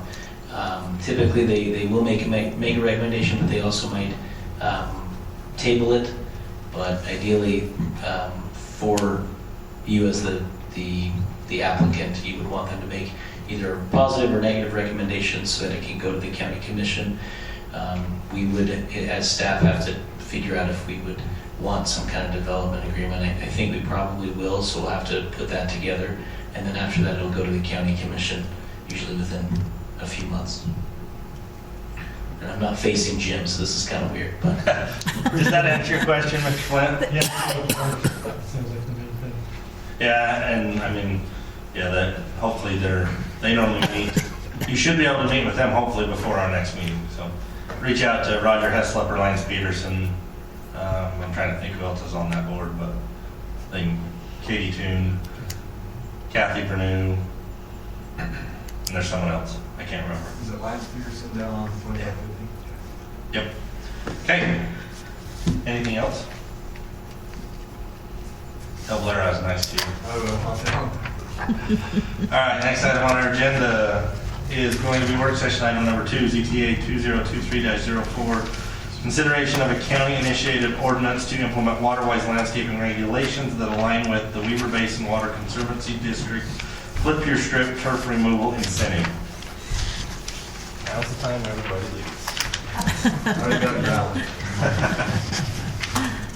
Okay, Mr. Burton, let's make this one quick. Sure. We've been given some direction as staff from the County Commission to implement the Weaver Basin requirements so that folks in the unincorporated area, if they wanted to take out the grass in their park strips, could get some money back from Weaver Basin. In order for us to do that, we have to have a few rules in place. These, I'll zoom in them on my screen. This is what they've sent to us.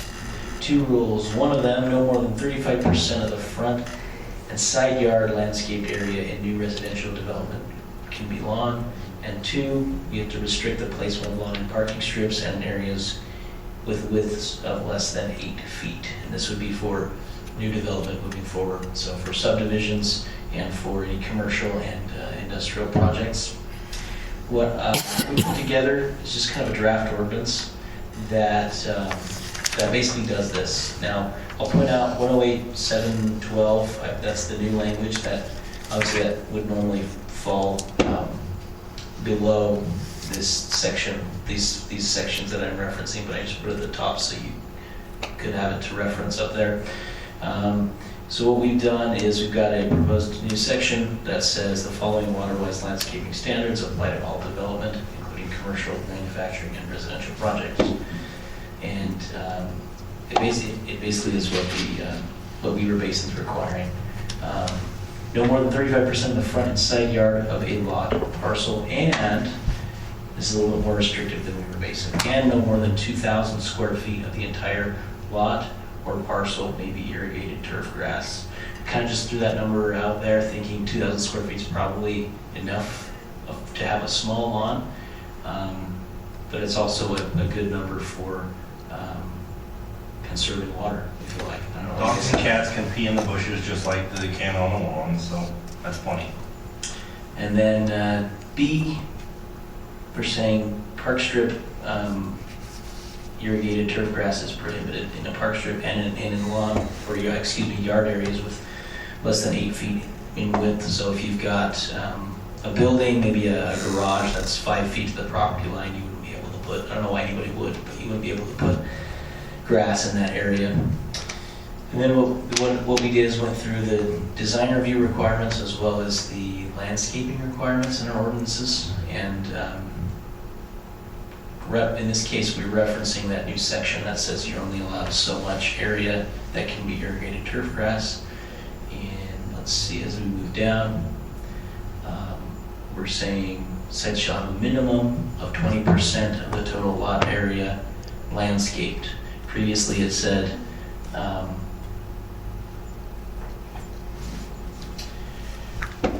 let's see, 40%, sorry, previously it said 50, oh, no, it still says, it still said 20% of the lot area has to be landscaped, but we made references as to how much could be turf grass, and we're just, again, referring to that new section to say, this is what you're limited to. We are saying specifically for park strips, we're taking out the requirement that it used to have to be grass and it used to have to be irrigated. So we're taking that out and saying you've got to plant angular rock and some shrubs and ornamental grasses or flowering plants. We wanted to cover at least 30% of the park strip.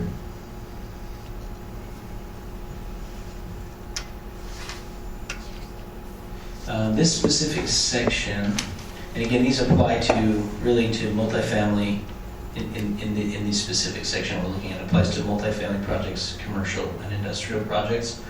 Talking about ground cover, it used to say may be used in place of turf grass.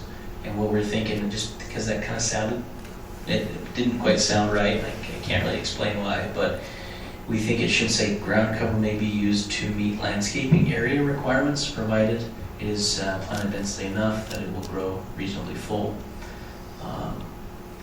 Some of these, where we're talking about encouraged language, we just kind of feel if we're just encouraging it, we're not mandating it, so why is it even in there? So we're taking some of those strongly encouraged out because we are going to be requiring drought tolerant.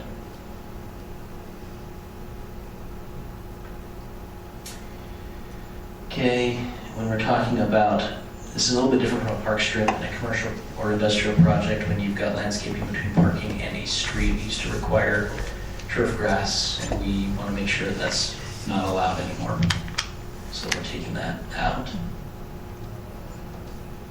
That's it for now. I received some direction from Commissioner Edwards on another, I believe it's a state program.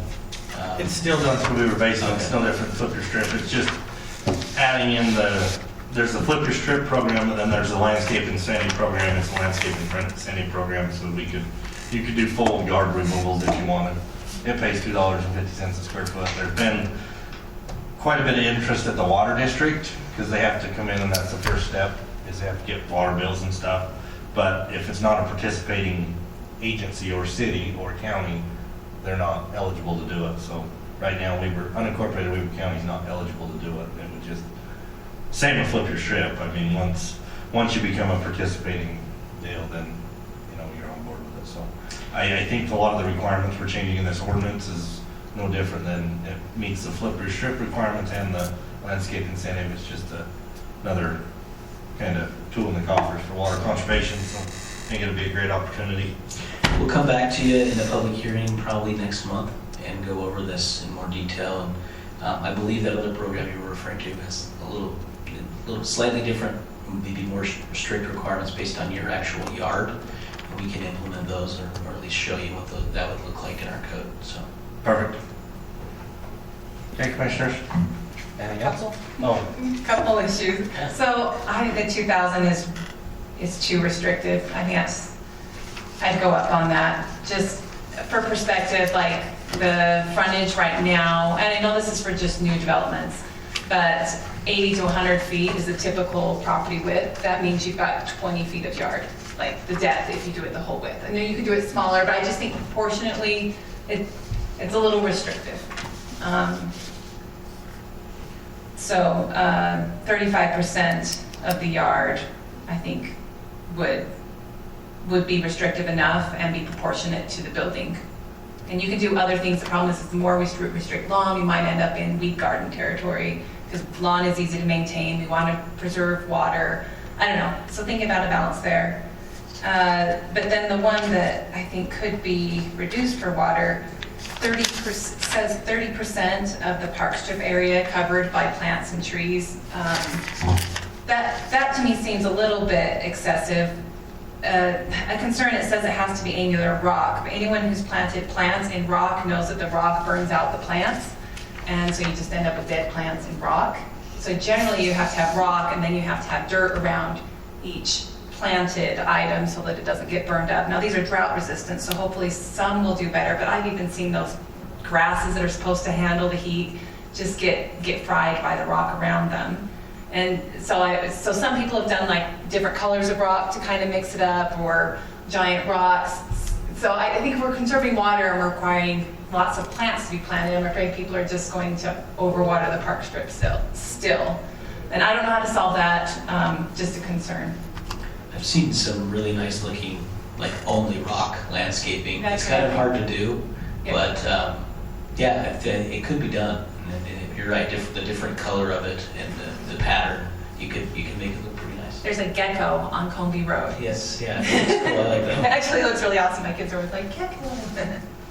So. Well, so you're not saying in that though that there has to be some plantings in that, or is that what it's saying? We're saying there has to be some plantings now. I'm a little concerned. I agree. Yeah, I think that may be a little too restrictive as well. I agree. Because the rocks look nice if you get it right. Well, the park strip is so small, and if you're landscaped beyond the sidewalk and in front of your house, I mean, that's where your eye can be drawn. And if it doesn't have anything, I'm just afraid we're going to have a bunch of dead plants on our park strip, or we're going to have people who leave their sprinkler systems in and water the thing to death, and we lose the advantage of water-wise. Part of the requirement if you do flip the strip is they do come and inspect the sprinkler system's been removed and it has the right emitters and everything on it. So Oh, that's good to know. a lot of the people that, are going to incentivize by this are going to go after the flip your strip money, and there are inspections required with them getting that funding. Oh, good.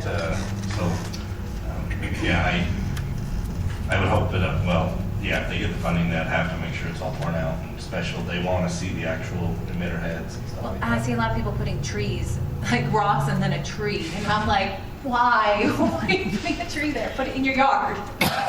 We require them to put trees in park strips. I remember? know, I don't like it. I think it should be in the yard, 'cause it just tears up the street and the sidewalk. I'm with you. I just got rocks. There's nothing. You would fit in perfect with our engineering division. I wonder why. I got that maintenance background because all trees on our park strip is headaches. You gotta trim them because the street sweeper hits them. You gotta trim them because they break the mirror on the snowplow. Or they hit me in the face because I'm so tall and Yeah. Trim them for the snowplow. That means the snowplow's not going fast enough to throw the snow at it and break the branches off. But when you do that, then you get calls to yell at you because you throw it to the front door. True. So I don't know if we just say, put a variegated rock there and just get rid of all the planting requirements.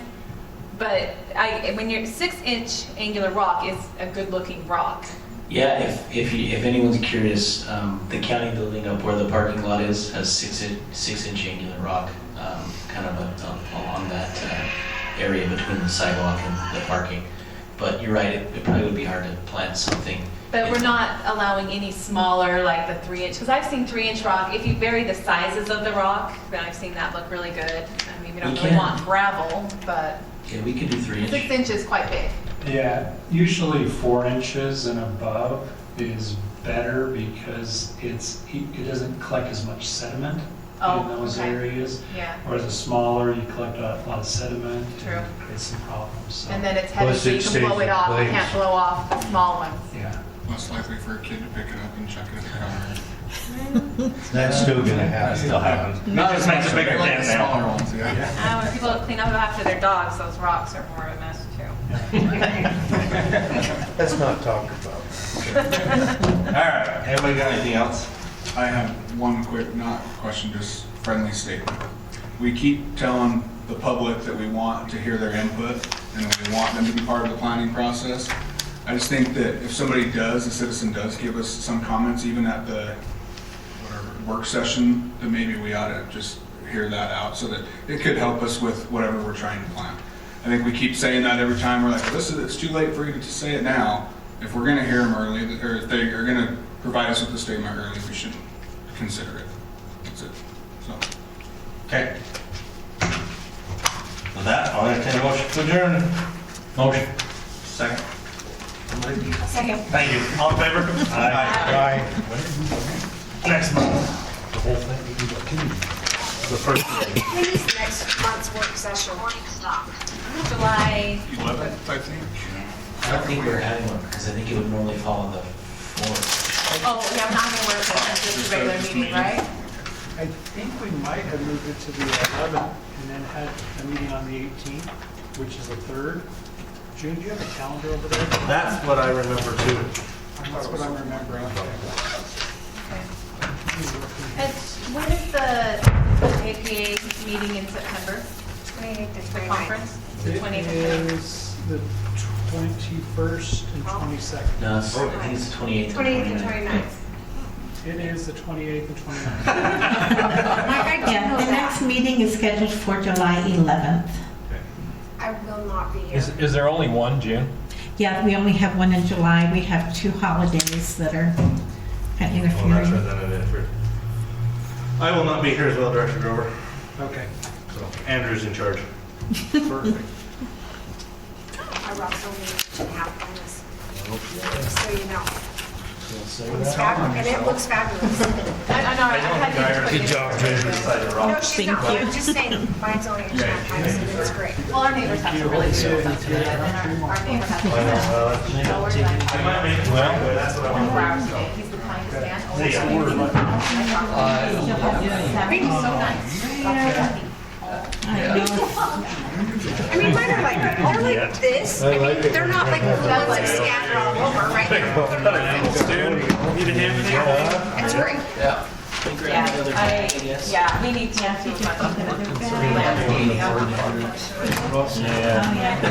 Oh, yeah, rocks are so good.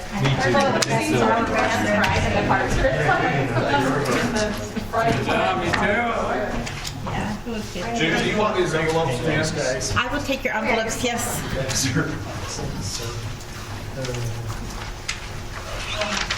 Casey, all this over there. Yes, sir. Thank you. Appreciate that. Yes, you'll get them back. Recycle. Yes. How about the bottle? Oh, you're so good, thank you. Oh, you got it. What would I do without Casey? It's always so good to do it. I'm like, easy. Did the lights get shut off in the other one? He's a Boy Scout. You gotta kiss butt somewhere. Well, that's kind You of, can go with Boy Scout. I mean, whatever you want to go with. I was never a good Boy Scout, trust me. For sure. all right. mine. Yeah, Dad, I want to say, you know, I just like that. I'm still in county board before I check in. Well, still more than one. Yes, college, you came from last year. I'm thinking we're gonna have houses all over hell out there. Is what I'm thinking. Yeah. Yeah, it sounds like it. This one. Yeah. This is another one. I failed on one of my requests from a citizen. And I You was wanted to- talking to you two before the meeting about the Western. Put that in the stuff back in the safe, right? Well, I keep this in my. We've had that conversation. We'll ask you beforehand so we can bring it up in the meeting. we're working that. I think that, I need one of those. yeah, let's walk. Better hurry, Steve's. Hold on there, Stephen. Hey, whoa. Just hold on. Yeah. Hang You guys have these, Perfect. you guys have these? They're awesome. These Tootsie Roll eggs. I don't know where we get them. Really? I better try one of those. Online, it's about the only place you're out around Easter after that. June, they pick them up in the parking lot. Well, that's all right, yeah. Oh, man, they're great. Thank you, Jim. Yeah, thanks, Jim. You're very welcome. Thanks, you guys. I always appreciate all your help. They're tough to break into, the little buggers. You gotta really want it. I can see that. Oh, we're good. Right? Yeah. Trash can's right here if you need one. Thank you. Good choice. No, we're kind of working on that already. Okay. Well, Actually, I'm Director sure Grover. you can